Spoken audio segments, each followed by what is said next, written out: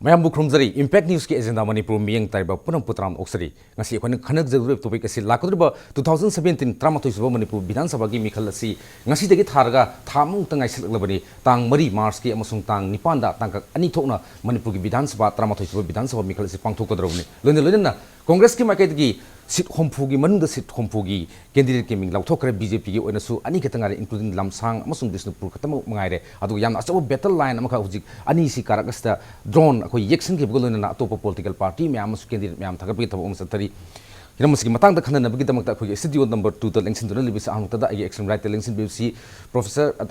Akpigani, Dr. NZ Bizoy, spokesperson, Manipur Pradesh Congress Committee, Ozavutram Oxari, and welcome to Agenda Manipur. Adu Hek Tanana links in Bibesina, Yamung Hamatukuma Ningomba. Editor Maite Mek Masung Manipuri Huyalan Pau Manipuri Delhi Among Stram Oxy Hit Tanalin Simbisna RK Sandra Oza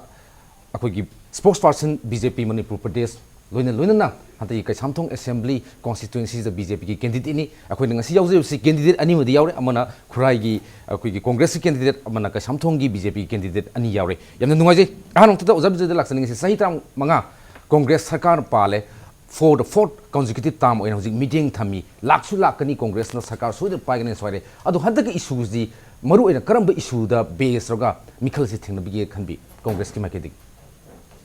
And the Lakadur election sida, I coigi kind of project of Zeriba party Sigi winner. To Zeribadi, Han Bada, I couldn't ing Zerisi employment generate over. To the extent of 3 lakhs population, educated, unemployed youths. Loinana economy developed over. Economy development owner bohana bada skill development in Maru. Sigini house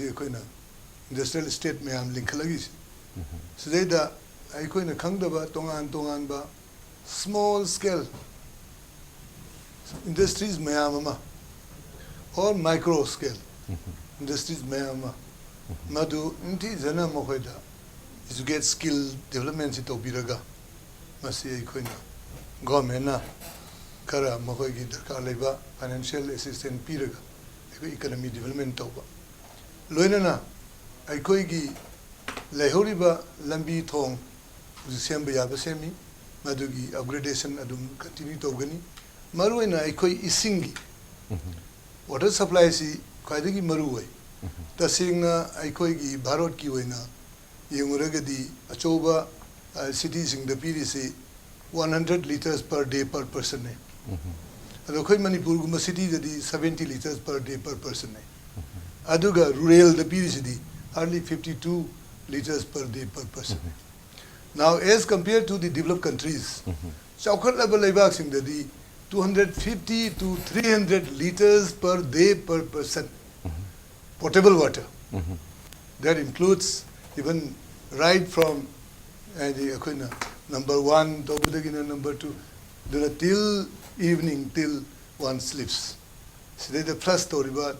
bathroom, bath scenery, bathtub scenery. Punamaxi torga. Mas da isingi amount. So ki sound be. Okay. Masina zu I koigi index samu development. The status of development of a country. Aduga, Siga Luina Ikoinam, Taugadaba, Mayamal is education sector. Howzik society of fund by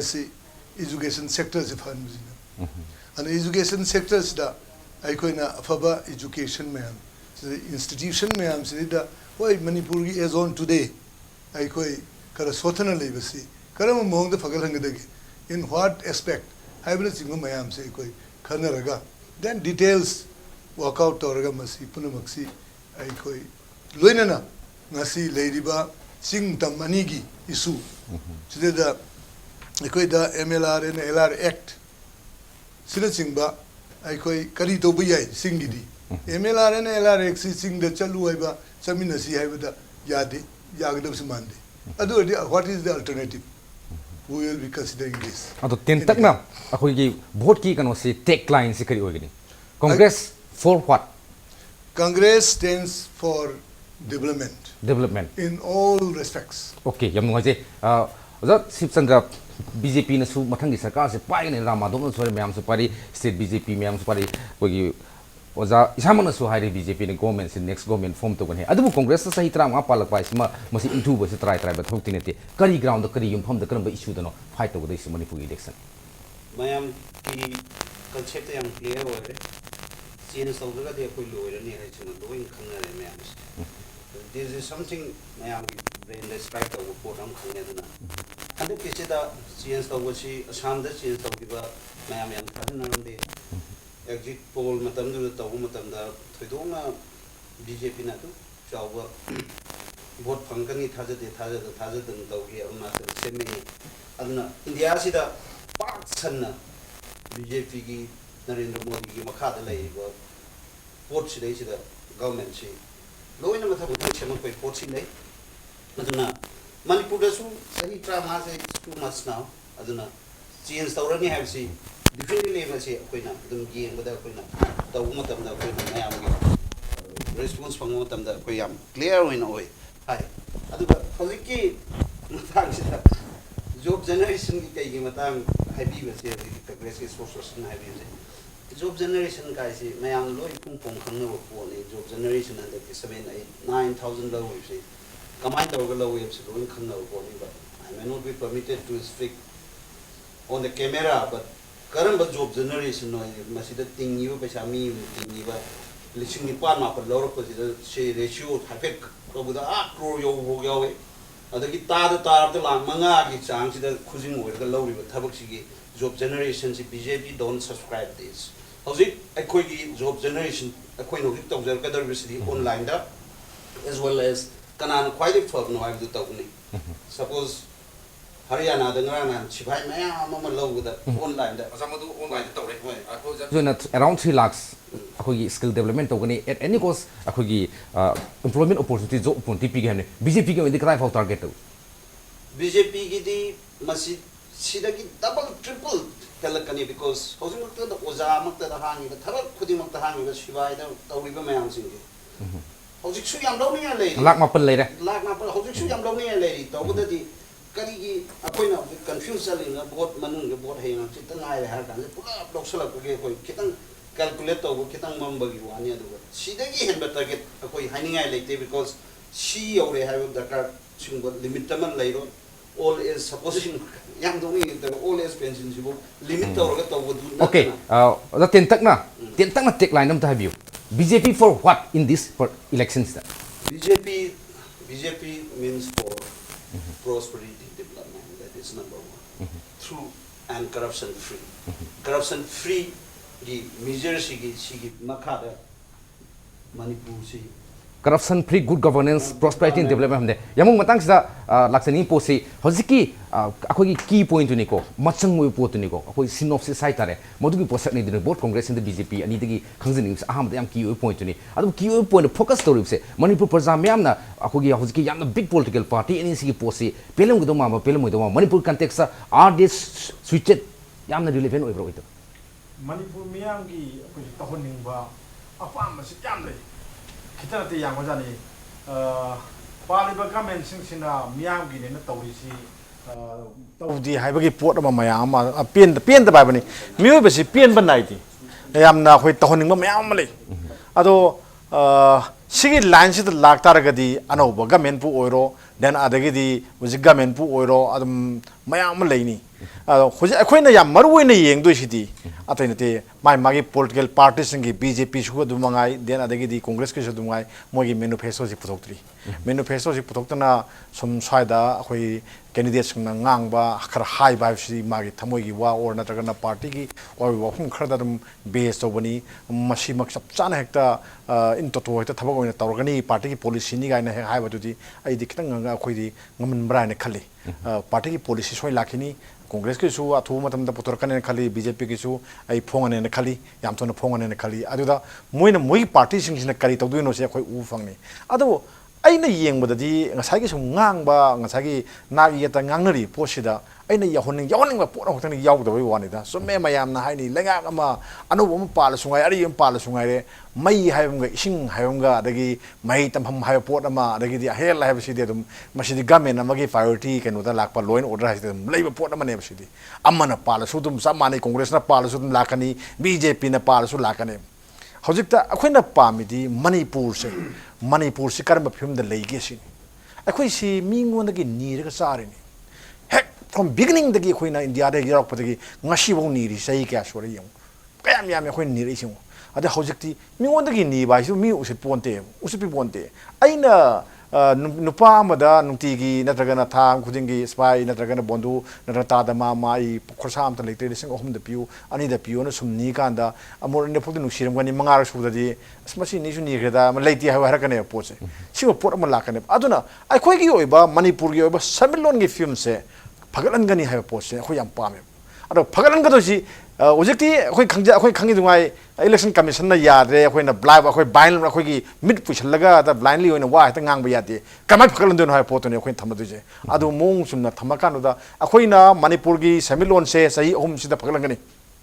थाउ फंगदबन हारो फंगा अखोइ थाउ पिने हाइसि सेमिलोन फतरी यागद्रा तोलोब हेंगलो हाइसि तोलोब काइ हेंगतोइना पछानोजे मिंगोंदे निरा तोलोब हेंगकेना promise तोबो याब्रा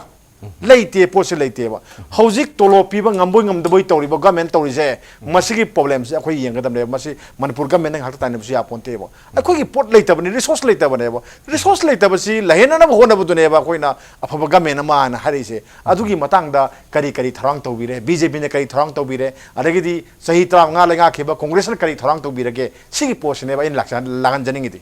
yam ngai yamung na takpi potu reality du ni tasino manipur projam miam na pamo posak tu ni ado za ओजान सो हाकिबे मखासु खितंग समदनिंग सुमाले अदु मतंग सिदा मु हाजनिंग सी मरो इन मणिपुर दा ILP issue सी हंतकी election म्या lion काउखबि मुंग प्रजा म्याम याम पेन दु वफम मले जोरसनपुर की 9 मार्टियर्स के अमा हुरान करे अमा लौखरे निपाम लैरी सिगी इशू लोइसंदना दुम लोइसन की इशू म्याम लोइसंदना खोगी अनफोल्ड तौदना नमजल चखबि मवांगदा खोगी commercial industries minister Shri Govindas कोंथौ जमदा हंगजम मतमदा हंतकी मिखल की कोड ऑफ कंडक्ट लाक्त्रिंगेदा मसी लोइसंखिनबगी पोला खोइ सोइदना पास तौगनी हमगा अदुम कोड ऑफ कंडक्ट लाखे लाइक वास माइ तौदना पीपल्स अखोइ मणिपुर प्रजा म्याम की सेंटिमेंट याम पाबा ILP गुंबा अफस्पा गुंबा अदगी सुंबा employment hojiki yamung sabi employment ki animak yam kan focus to biri amana 3 lakh samde amana 9 lakh samde yam phaje wafum ni mo se hengwai phau da dum record le horgo wafum ngakni any time da yeng da dum thanga da ngakni yam nuai je kari area da hojiki hariba people's movement people's sentiment pulse ma'am sigi issue sing di maru ina lowdabra zabi zai si yam lawi si hajidring da ing sai ana thamjigi ba akhoi gi policy do se da policy haiba ma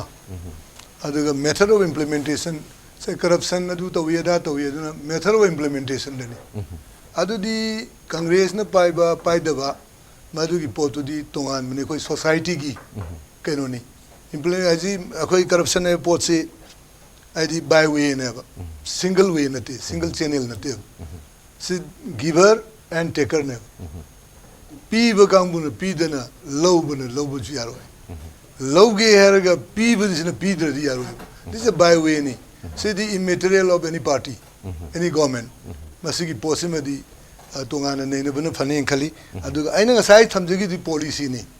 method to da nona biganu ina in thamjani loina na hojik le riba ILP gi issue si tasing na ILP si ai koi dialogue to si mayam dialogue torga any issue si dialogue torga loi gedabani have si mayam concept ni and it is true chumi ado dialogue tono na ba tawbada madugi wafam du adi government ga adi sigi JC ai koi gambu mayam ga su wari su khara su sanaki ba handaki manung du da di handaki du di ai yaujadre ado yaujadre ga su ai khangda di nate wari khara di sanagre adu bu statement nama lai bedona madud lai gi badu dagi wari si makhata na sanaki bedda baduna masi corrupt conduct na lakpaga adagi madugi khetang interest die down to give dona to give from both sides I know Ujavani, this is my observation. I am not commenting from the government side nor from the JSC side. Ado sigi pochina webenin khali ado next government lakpada I think it should come up and masi laga masi solve tongna ba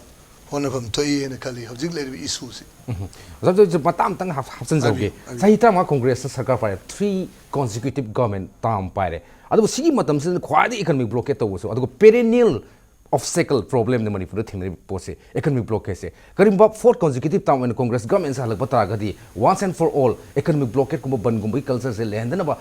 masi the congress government ki oba special plan policy masi economic blockade si mayam na khangbi dungai mayam tabi ri basingna yabi ba yabi da ba madu mayam ki opinion ni ai gi wei ba mot ti unc na blockade tawrisi yam clearly UNC na tawri basi NAC na back ta lerga tawbani hai basi mipung khiding na lawraga su documented ti nati adu facti masi mayam puna mungna by circumstances evidence lo ni lawe adu bu mamang da koi gi maru koi gi BJP gi maru pang sing na nei gi bada mari leina de na thambi gi adu ai da aina kaitang aigi opinion phongdok chaning basi karigumba UNC sina NACN ga mari leina dragadi UNC na economic blockade tawring da embus tawri si kanan tawrino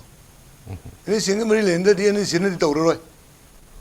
adani moin tawtam ne madu tawbu taragadi UNC si masi band organization wem tok dabra haiba sigi question ji lai okay madu question su lai do madu lag batarabadi the problem of economic blockade sigi madu lag batarabadi UNCC ban toba masi armed wing ni armed canoni ban toruga economic blockade ban torugadi ban torugadi moina tori myam sing si aikoi central government da masi kano to biu declare to biu na hairaga once declared already pa pun bakang di kari khang di hausi di moi di cease fire kano da chana banate oni NACN ga central government ga dani hausi sigi understanding lai ri si moi di leite adu ri masdai koina we can do that is one way haibani okay and this adu sahi manga palak patara gadi asing mo sol to bangam moi habi thajaba lebra ngamgane ki thajaba lebra I think ngamgane ne khale okay yamnu ngwa je oja sibsandra matang sam laksaning si pot su animak tu punsan jaga ILPS ki issue yomdre sorsanpur ki issue yomdre adigi mayam gi maru oiba khogi issues public issues mayam le along with that BJP government la agadi khogi manipur da khogi chronic disease oina lereba simlaba economic blockade sigi pose solve tawsan bal loina bagi strategy policy outlook all resource thadra ga tawgune habagi party da phire lebra we have a firm commitment masima khogi manifesto su yorkani ban free manipur ama koi BJP government da manipur ki peoples the pijagani ngasai koi editor na su takpi ke economy gi matang se blockade chi ya mari leine aduna koi gi di yam clearly ban free manipur ama koi thamna na ba koi soina laisu le heloi masi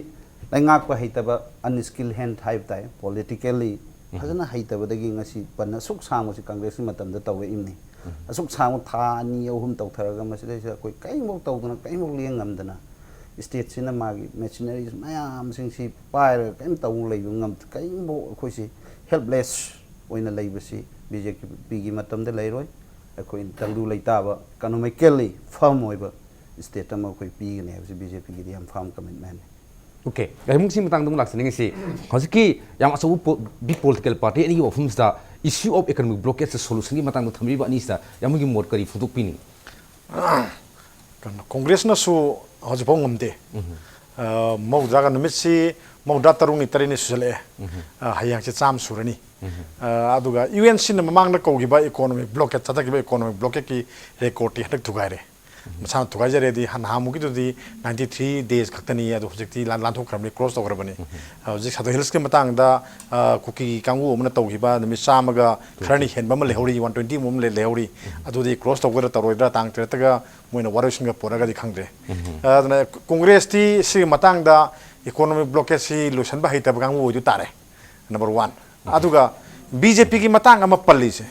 BJP na free ohin gane se wakhalon yam phajai aduga ohin basu ocean ngam basu ocean oina khoi sai sai tagi haininge adu yengse khoi gi mina economic blockade tawraga na daga na yumdang na bada kak tawba khoi yumdang na ba Nagaland am hayom lei Nagaland si da la khoi lenga si mayan khangbi dungai NPM ni ni NPF ki kanu si chief minister oi ba khoi tiar jaling si jeleng si mafam loktho mafam thado oi no jik si Dimapur si ban ko ri si numik kya ni sori yong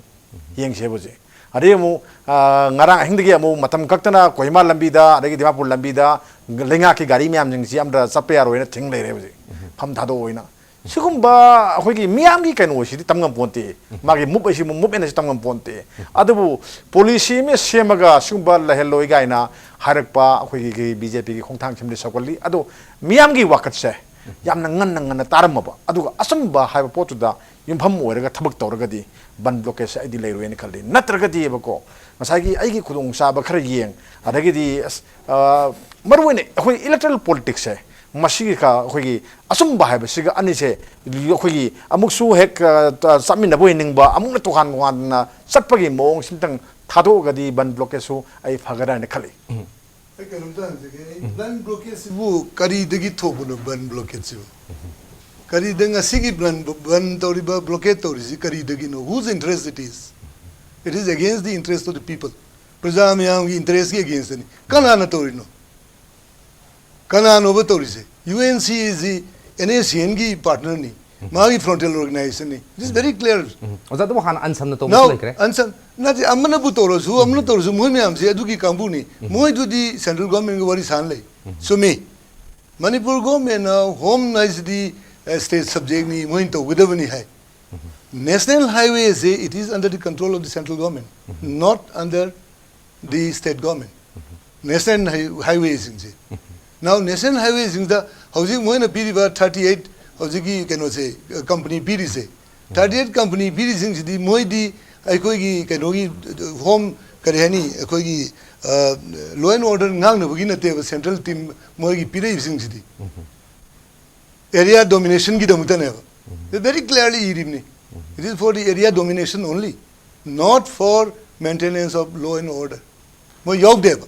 now aduna area domination ki tobuni na moi is the 38 company piri is yog deba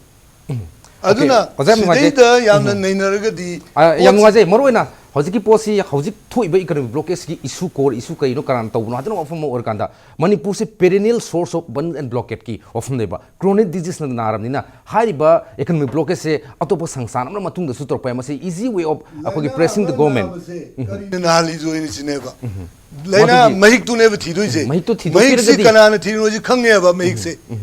khangi mahik se hat pi hoi bani hat pa do khoi gi sakti lai ta ba yauri point adu madu kapsan lu hai bane ba kapsan bigidu mi kapsan dre then what okay aduna so this will happen in future also andaki 2015 gi 2017 gi akogi mikhals da oza economic lak sake 2017 gi mikhals da kwadi Manipur projam yamna pangwa da se karamba party na ban blockade sibu tawloi ngamba hayo party du ta senama aduki mate projam miyam gi thajaba na taga importance like the mali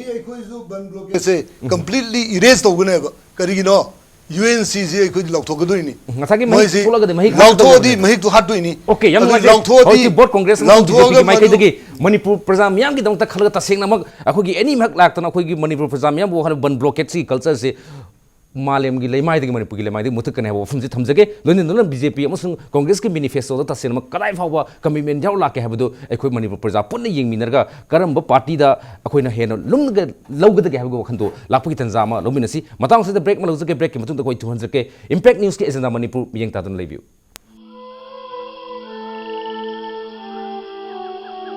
beneath 100 meters from the Earth's surface, naturally filtered through saline stones, pure, clean, and healthy water.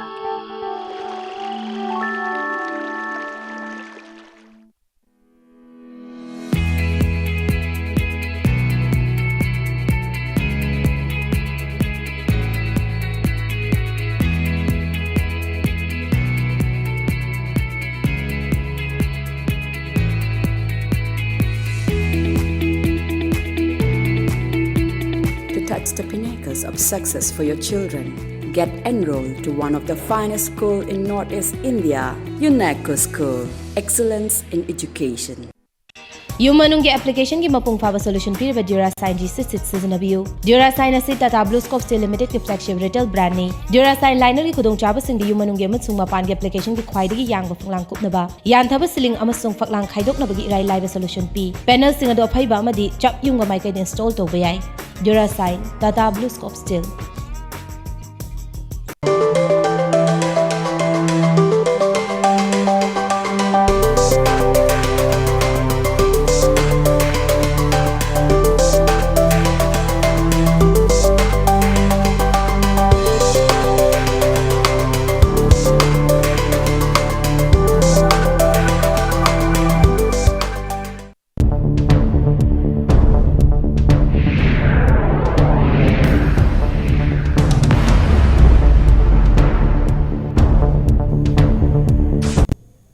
Break के मतुंग agenda Manipur मियंग तबरी पुनम पुक अमका न तराम ऑक्सरी अखोन ngasi खन जबसी 2017 की मणिपुर इलेक्शन असि गमरी लेनने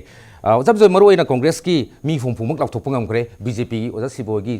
यांखैनि पान लाउथोप ngam खरे लमसांग बिष्णुपुर ग सि मयाम सिंगनब खर सुलै अदुगी दु अखोय हाइजर रो यारे अदो जब जो हंतक सिलेक्शन चॉइस ऑफ कैंडिडेट सि याबिनिंग्रा मरमदि हंतक से बोथ साइड बोथ कांग्रेस मसुंग बीजेपी अनिगी माइकैदा सामना कदा याम लॉन्ग टाइम सफर जोतिन वाइखोमना बीजेपी दे सखिबा सगोल सेम असोबना कांग्रेस हादुखिबा just a case in point example मसा मनी अमसुंग सिलेक्शन ऑफ अखोगी कैंडिडेट सी favouritism nepotism to have say both Congress and BJP अनि मुक्त लेबो फम अदुना हंतकी चॉइस ऑफ कैंडिडेट से कांग्रेस पार्टी के ओंदी याम पेले सेटिस्फाइड परफेक्ट ने नो बी This is the matter of policy of the party. I individually comment piba lugane kanse because it depends on the policy of the party. And the party की policy ni na madu piri basi sumi hai na dum logo tai. Okay, अतो हौजके favouritism nepotism हागा Congress याम कुइना सफर तोबे याम सिना BJP दे सोंगेब से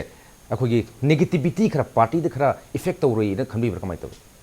Well, masidi plus minus cd always election Part of the game. Part of the game. Okay, oza siba same thing sigi same question siba khoi BJP da thu eugc even ngara makta khogi thangjam dan da ki so mayam na ta na su khangna basi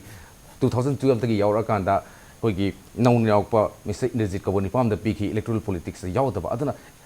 nepotism favoritism singo mayam de just a case in point ni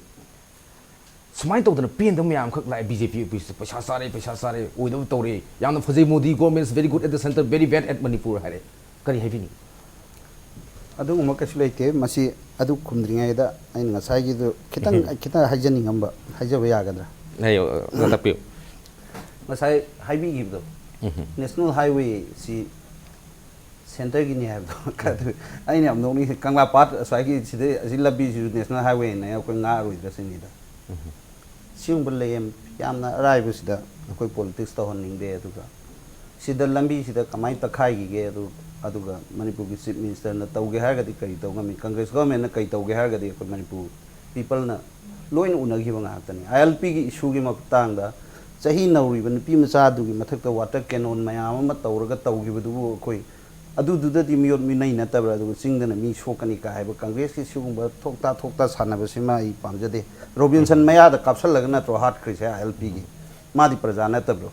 अदु चिंगिददि मी सोकनी न लंबीदैगा हलकबा सिगुंबसी मणिपुर की प्रजा and BJP की spokesperson मोइन तौबिनो हाइजनिंगी coming back to the point housing असाइ हाइबीगिबा हाउसिंग की दो मसीदी उपाय लेते मसीदी पार्टी की पोटनी अदुगा बीजेपी दगा टिकट पीरे इसे स्वाइदगी अखोय प्रेसिडेंट की थाकता अखोयना पीबसु सोइदना लैबिरमनी अदुगा मथांग अहुम मरी थोंगा तोंगान बा report कवरगा पीबनीना Masidi I don't think that it is an injustice and I think the people who deserve it, he got it. I do not have Okay, among simata da hantaki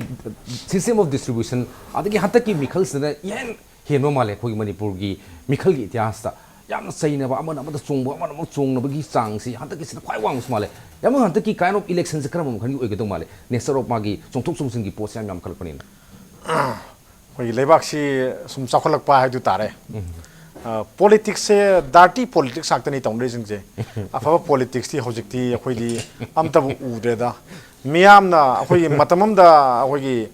politics ꯇꯧꯕ ꯃꯤꯁꯤꯡꯁꯤ ꯌꯥꯝꯅ ꯑꯩꯈꯣꯏꯒꯤ ꯊꯧꯒꯜꯂꯣꯟ ꯇꯧꯅꯔꯝꯃꯤ ꯑꯩꯈꯣꯏꯒꯤ year hostess ꯀꯥꯡꯕꯨꯅꯒ ꯃꯣꯏꯁꯤ ꯀꯨꯔꯇꯥꯒ ꯁꯦꯠꯂꯒ ꯂꯥꯛꯑꯒꯗꯤ ꯌꯥꯝ ꯅꯤꯡꯊꯤꯖꯅꯒ ꯃꯣꯏ ꯂꯧꯏ ada hojekti India mani India Manipur da sunati ko India da ni ko India da khoi pajma kuta ga shetpa ga si hangoi ko yaure khoi di jing matam si tori mo matam si BJP ki da su khoi da hai se ba ngasai gi party ki president su oiramba haum bor ba ticket pi rimni then adagi di ngarang na sangjalakpa wai ra bota ticket pi rimni adagi den sumna congress su samane mayam leiri sini jotin wa khom de na te ya acho bodo ma salik sakhi dungai sika sunate sidi khoi gi hujiki politics da ka ga mi ha ma sum yeng matam da board sidi sum di ma sum le pani ko मादी party से कोई नहीं यार अपने सही time मंगा माजी party की थवाई योजर रखना अदे की कथुकन लाबनी इमुंगी लेबल लेते मा खंडर बनी पार्टी की थबक ने हायरदी हेक्ता माजी संजर पनी हारबा रोमदा टिकट पिनरगदी बीजेपी सु कांग्रेस सु मीम कारोइन खलेती आईदी कारोइन खले सिस्टम से मसे कनाना सेमना कंदा अखोई की मियाम न सेमबनी अखोई मियाम से न सेमने खले मोई पार्टी मनुंगदा अखोई लोकजनाम तोंगनबा अम तोंगनबा अदगी मिसंग संगगी वहम सुनन न बदाबको अखोई मियाम न थोन बने न खले मदना अखोई मियाम की कनो खोई माइंडसेट से वखलोन से हाना होंगम संगे नत्रगदी यारोय अखोइना हुजिकि येंगदुसी मयाम न भोट कुशलत्रे पार्टी पॉलिटिक्स ता येंगदोरिब्रा मी द येंगदोरिब्रा सिनि मी द येंगदोरिब्रा खरा amna hai hoi congress na hoi ma government soi halakani na hai khara amna hai congress tur dam ni BJP na pa dam ni mai ba wakhaloni ado ayamba miam di hoi manipur di hoi kano se party da bs to di as akhoi gi kendra gi mi do akhoi kendra gi mi hayam lei mi sine miam tanari akhoi gi handakti kanadi as ma na na ai ngoda ne khong so khorm me kai anu sikre ai mongonda vote pi again hai mi di yenga sale Miri yang asal se party satib. Aduna neba ngasagi assembly constituency kerda mokhi matik mangal nai na lera mami maya mana party pat thado ka party mana pat sapkanda kaim taki dise masigi system sina neba. Ado India ki politics tadi masih party based over ne di akoi na loi khanga dabni. Party based over sida party line da sana ragadi Manipur da Maharashtra pa government se lehem thok paneba. Hauji sudungai akoi Congress ki masing kaya ka doino BJP na kaya ka doino khangde kari matam da hang parliament lakpa su yai adagi di party kai thokashin hayam su lakani hauji ki mong matau sida di hauji ki ticket pi kopi lakpi adagi vote mang da song thoko song ga tau sida di hayang hang parliament ka laga di nuai dik pani hang assembly ka laga de nuai dik pani sumna kanda Congress ta manga hoi ndawam da leram badu nunga lakpada ambo leram de BJP da leram BJP da yor mayam kun manga so badu nung khoi gi ahing am lelakpada asumna kanda pulap leram me ga into singma mayam ma lakani sigi port se thon da ba se atai kana tan nate Manipur gi miyam nani voters sing na party politics sa pajana wakhal khanda biraba punung chang yeng biraba yengagadi ngasagi ticket pi basu yenga ne o yengse Narendra Modi na Gujarat gi laga UP da vote lepi karij di mui party base ne mui di then adagi di Arun Jeli na Punjab ta sala vote lepi kadi ma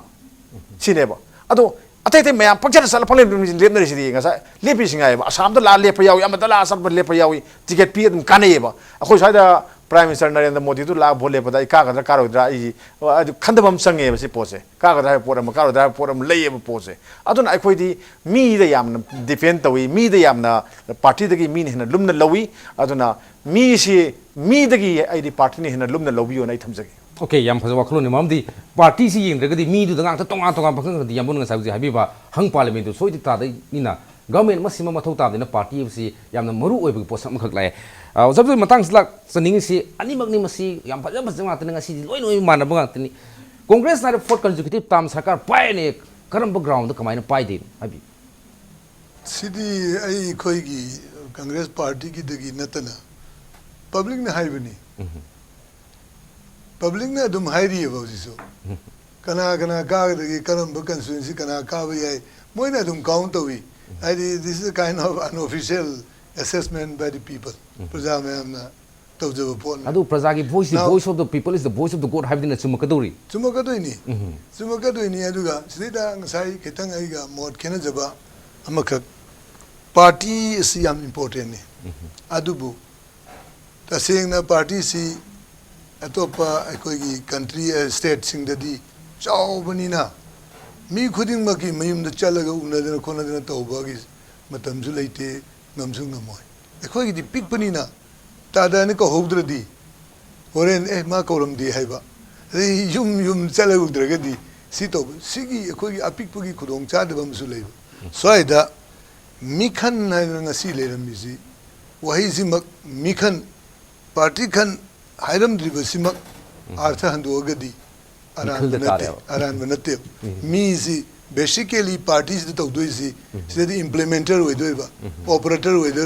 job provider or anything any kind of implementation to do me do aduna me is I think party is important but then party is the board on which we write aduga main operator the me ne mi khan ne me du khan bana chungani party de yeng budi party su yengani but party is less important than the man ozadu di congress na fourth consecutive term akoi government practice si congress ya mi sing se mi yam khaning ba mi khan gu ma ta yaw hen be kamai to adugi wafam nate city mai magi lam gi mi du da say suppose karai dano kana umbama sumlepi the mi wena sida prajamayam na yad pochi mi sing no khalak da natro mi sing du da di yadi hajibi wani adugi point to ma yazar ga adu congress na fourth consecutive term paine se reason amani khitang pibi ba ten tak prajana yam yare first point aji mai magi jaga sing da congress ki khoi jeli jeri ba mayam sing gi mogi activities mogi area da mogi activities other depend organi hari ba hojik aji close whatever election ji close hoisila di adu di moi na phajana magi area da tawjara di masana madu gi result adum phangam to ene khale na tawra di phangani adu tawda di phangaroi da fourth term di haida kan that's it the same thing akoi jiki joy kisna congress ra paise must the end of the khogi bjp in manipur gi kanu du khudam ni kan hai phog yaw khre adu bjp sang manga de yin karoi da kai na khogi mi phom yam da photo phom yam khaksu yaw khre siung bugi conditions da fourth consecutive term pai ne ba matam sa bjp gi mla ani de ama mo mang ra kan da kari ground khwai di thajab karba ground no thaji bjp ni sarkar pai ne nungkha manganda phajana leiba ngamdaba pot undu di sakthek sakhi taw ne kan mangak tani hing hodai se MLA ani ki manungda ama sacha giba ai khoi da kasulum na laude maramdi hauzik BJP gumba Manipur da khwaidagi prosperity development tawwa ngak papi ga dariba duga nikok launa Manipur gi phibam si kari oi ga future kai oi ga no kai se khwaidagi decision laurak ka do party amagi asang lambi ama highest ikilan manung bhawbo yawna changur kan da kiraga chen gi bai si Manipur nuksiba nate ma akhoi da di Manipur gi yekna ba oina sum BJP gi wakhalon da lobu su kai su kai de I don't have any personal animosity with him kai do gi phat launa halaga sem de du da congress yaw bai it is all state management loina dum taw masi mai thamjage aduga hauzik BJP si manga khata kani kai congress na yam ningjang bom thoi Narendra Modi si nabu Narendra Modi karak padilan prime minister or padilan madi tekli tek kettle dam par ga sida sar yon ba laksani parliament da kaina haiwa kanano Mr Nair nasi Narendra Modi mamang da kai da siali sigi sang na sungma propaganda hainar pa congress na sungma se dum haine sida congress ngak da kar kani kai se karamba radio karamba television yengunu khangde khoi na kong sida ta ba di BJP ngak da tai ba khoi kar ka de even valley hill da kana kana no kar kai se mari pa ba ngambro congress na de kuma se exit poll na te aduna masidi yam clear mandate ni hoi aseng ba tawi ba valley manung sida yamna aseng ba tawi ba praja ga samnar ga sat pa khara mayam gi pulse khangba congress na taba khara tawba yai khara karak pa yayan law aduga this is the time for BJP loin sweep tawni ana BJP ne sweep to grams factor ani kitang have you seen sweep to ga sip ahan ba inti benefit factor khinarak pa sahi tram nga si tawba lut akta haininga leitre ma si ai matam lawjar roi tan bai tare mas dei ngamoi do isam samna speech samda lag yang khai thiraga ai inspector ama leiba ngamoi do mi masa pokpa mi khudima masa thabak hamning ba mi khuni bang BJP da bhol loin thadani number 1 number 2 lishing ma pantara thabak loksal luiba handak lishing ma pantara mi mayam including their families BJP da loin chen ni maramdi moi khange kadai dei congress na paisa ji kadai dei puthara ga tolop se pi dei no BJP natra di yaroi na hana pesa pi thok rasu Masih ma'am से चेलनी ma'am से loan खंगे BJP नत्रदी यार कांग्रेस कायदे कमाई तौदनो कायदे तोलो पीदनो सी ma'am से सिगुम factor ma'am लेरे अनी सिना काफीनी मथंग याम ma'am लेरी हैबने ma'am से लेरी ओके यमुक सिम तांग नुलाक सनिंग सी हौजी बोथ साइड कांग्रेस हम बीजेपी ने पीनिंग ब कन मेसेज सिदा अखो की प्रजा सिंह सिना मोय बाइंग तौ सब्सक्राइब तौ गतो माम कमाई तौ मागी पार्टी न फई मागी पार्टी न माई पाकनी हाइबसी अखोगी सिगिसी सिना तगदे काय भोट थेंगननी असागी कांग्रेस न थादो इबा मयाम हाइतारे मी होमपुजी अखोगी लोई कारकने ना हाइब ngambra रगदी नसागी बीजेपी ना थादो इबा मयाम जी अनि वाले को मयाम जी लोई काने ना हाइ ngambagadi करिनोम तौ यारे आइसे मोय मयाम की कइनो आई पार्टी ऑफिस के वाई शिल उब्रा कनम तौजरगे हारमने दी थाजबनी अदो मोय थाजबनी मोय अनिंग बनी ओइबसु याई ओइदबसु याई ओइब याबद ओइब यादब हाइबमसु लयेबो लय पोसिदा अना कांग्रेस से दुंगाय अदो बीजेपी की से मंगाय अखोइना सुम सराकना येंबदा अदो मयामना खंगी अखोइ कांग्रेस सु सिट हमफु थादोई नत्रा अरे बीजेपी सु सिट हमफु थादोई लंबा हाइफे चाय सिम जखोइ दम उ फंगे अदुगा सोइदना कानी गायना हाइबसिदिबको आई मी मंगा अमा तरा अमा अखोइ कांग्रेस जुंगाय मै पुल्ल काना दमाइना हाइब नतना आइदि यामना ngमोय अदुगा कागी मयाम जे पाक्सु कया का खोइ हलक नगनदेब मयाम सिंसे सि मयाम अखोइ हिस्ट्री की वानी को येंकादा अदुना सिगी पोसिदा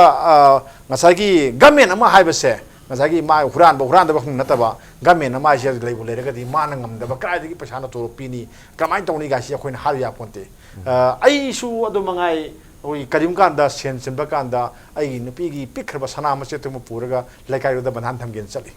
नदो लेकाइरुदा सेंदोइ तोरगा आई बंधान थमे स्माइ तौतना गवर्नमेंट मागी एम्प्लॉयीज दो तोलो पीबं ngam de haragadi kairom बंधान थमग पीब के काइगे से दम सनव पोट अमने अदो सेंटर दा ना लंगा अमा पायरगा नो इम कनोदना होई स्टेटना लंगा अमा पायरगा ना हेना मरी फै हेदुदी ममांग दा लयाम मयाम कोइ दम थेंगनारे अदुबुदी हेना फै सिम कोइ दम खांगे बदम अदुना येंगसे अखोइ बीजेपी का कांग्रेस के लीला से याम नुंगाइनी लंबा हाइपे चाय नै थमजगे ओके ओजर जो हाइबे तोलो पीबा ngambang ngam जिकी comment to I strongly object of जे तोलो पीबा पीदबा इज बीजेपी सरकार लाम वरसु अखोगी फंगबम थोबा कमीशन से 15 पे कमीशन लानी असिद ngन हाउक्रिसि नोमो सिगी टेबल सि खनगरम करिगिनो खोय हापया हापोरिसे हयेंग 15 पे कमीशन की ड्राफ्ट सेमकबा मतमदा सही अनी रक सुबगी अहाम हापसिदा सि सेमौरदी मसी हयेंग कोना एडवांस कनो ओने लाकदोइने ग्रांड ओइ लाकदोइने ग्रांड ओइ लाकदोइनी देयरफॉर पे गिदी कइतो वाबिरुनु सिदा पाइगदोरिबा मयामजे सिदा हापगदोरि मयामजे पे फुल फंगनी मरमदी बीजेपी गवर्नमेंट हानसु लेग्रे कांग्रेस गवर्नमेंट पे पीदब कनामत लेते अदगी अमुक्सु सिदा यंगबियो त्रिपुरा दंगसी सीपीएम लेरी सीपीएम दंगसी करी तो लोगी वाई व्हाटएवर इट इज मोई दरकार लेबा अखोय अहांग पोस्ट नेबा क्रिएटेड पोस्ट नते अदुना सिदा पेनिकी वनिंगा लेते ताबिरिबा मीनसु सिगी वारी सिदी तोलोब की मागी फमम तोप गवर्नमेंट लोइनमक पीगे ओदान जाफी दो यामना फजब वखलोनी अदुबु जयललिता की एआईएडीएम के नत्रगा अखोगी टीएमसी गुंबा अदगी एनसीपी गुंबना अदगी अखोगी तोप रीजनल पार्टी सिंग दे अमत नीति मरमदि मखोय रोइना रिसोर्स लई मखोय द पैसा लई मखोय द शक्ति लई थौना लई अदु मणिपुर की गवर्नमेंट सोफा कोई सेंटर दो डिपेंड तोबगी इवन ममांग दा हाइना गिबसु लई ममांग दा अखोगी कांग्रेस सरकार पाइबना अखोगी सी ममांगी सि कांग्रेस पीबन फनी खाइबा वफम लई अदु जब तेंतकना मुलाक संगी वफम सी ngasai wafum si hana hawruga ditang nungai ta aduna sum mamai do in thamjani national general secretary Ram Madhav ना हाइबसी बीजेपी ने हंतक सरकार हेड पाइबगा कांग्रेस गवर्नमेंट की स्कैम मैम करप्शन मैम स्कैंडल मैम सिंबा रोंग डूइंग्स मैम मचिन मनाव मरी मतादा अखोगी ब्लैक करवा तोहनबा अदगी नंबर 4 करवा तोहनबा अमसुंग अखोगी लोकताक स्कैम अदगी थादरिबा डेवलपमेंट फंड मैम फिखाव द हासन बे मतंग से फाजना प्रोब तोने अदुको मराबो लेन मगदि जेल थाजंगनि हाय मसी मतंग दा बीजेपी से सुका खान बया दर कोइ तवे सिटी बीजेपी का दबगी क्वेश्चन नती एनी स्कैम नहीं रदी व्हाट इज स्कैम सी डेफिनेशन से मजो नहीं नजे scam is a very clever and dishonest plan for earning money for making money हाई बने स्कैम इज सिदा अखोइन नहीं नगदबदी सिदा से लोकताक डेवलपमेंट की है लोकताक डेवलपमेंट द तौरेसी करी एरिया दनो स्कैम लेरी से डिटेल नहीं नबा मचंगे स्कैम है कहीं बे अर्थ से खंग मतुंगदा अदुदी करी एरिया दनो स्कैम है से इंडिया गवर्नमेंट क्या पीग्रे इंडिया गवर्नमेंट पीग्रे से सेंग ना है बदा say 228. Now out of taseng badi akhoi planning commission na sanction tawrasi inclusive of 10% to be borne by the state government. Say that 374